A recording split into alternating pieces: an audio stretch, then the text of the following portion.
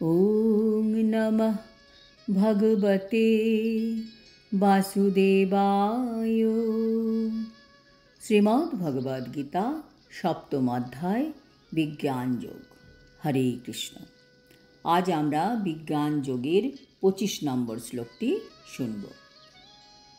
নাহং প্রকাশ সর্বস্য Jogo মায়া সমাবৃতঃ মূঢ়য়ং নাভিজানাতি লোকো মামজ্জমব্যয়ম।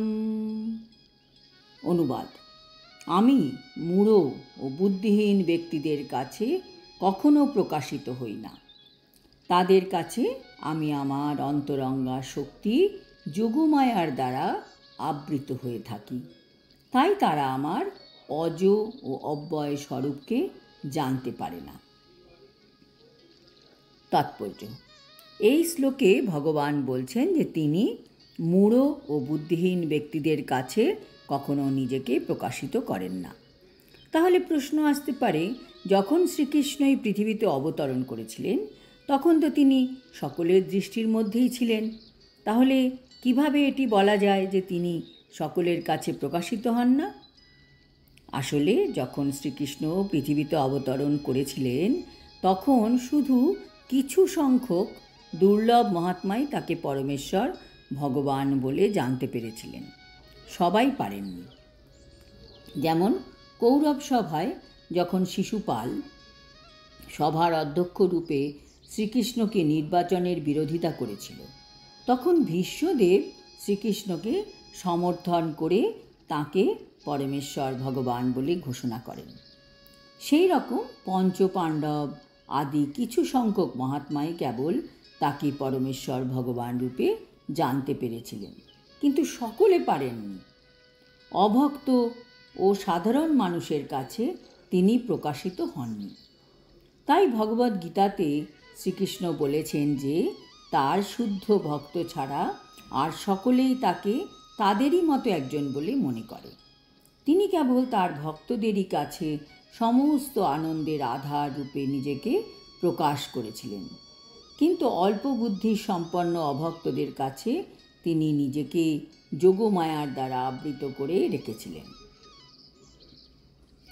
শ্রীমদ্ ভাগবতে কুন্তী দেবী তার প্রার্থনায় বলেছেন যে ভগবান যোগমায়ার যবনিকার দ্বারা নিজেকে আবৃত করে রাখেন, তাই সাধারণ মানুষ তাকে জানতে পারে না। যোগমায়ার এই আবরণ সম্পর্কে ঈশোপনিষদেও প্রতিপন্ন করা হয়েছে। সেখানে ভক্ত প্রার্থনা করছেন, হে ভগবান, তুমি সমস্ত ব্রহ্মাণ্ডের প্রতিপালক, তোমাকে ভক্তি করাই পরম ধর্ম। তাই আমি তোমার কাছে প্রার্থনা করি যেন তুমি আমাকেও পালন করো। তোমার অপ্রাকৃত রূপ যোগমায়ার দ্বারা আচ্ছাদিত। ব্রহ্মজ্যোতি তোমার অন্তরঙ্গা শক্তির আবরণ। কৃপা করে তুমি তোমার এই জ্যোতির্ময় আবরণকে উন্মোচিত করে তোমার সচ্চিদানন্দ বিগ্রহের দর্শন দান করো। ভগবানের সচ্চিদানন্দ বিগ্রহ তার চিন্ময় শক্তি ব্রহ্মজ্যোতির দ্বারা আচ্ছাদিত, এবং এই কারণেই অল্প বুদ্ধি সম্পন্ন নির্বিশেষবাদীরা ভগবানকে দেখতে পায় না। শ্রীমদ্ ভাগবতেও ব্রহ্মা তার প্রার্থনায় বলেছেন, হে পরমেশ্বর ভগবান, হে পরমাত্মন, হে যোগেশ্বর, এই জগতে আপনার শক্তি ও লীলার পরিমাপ কে করতে পারে?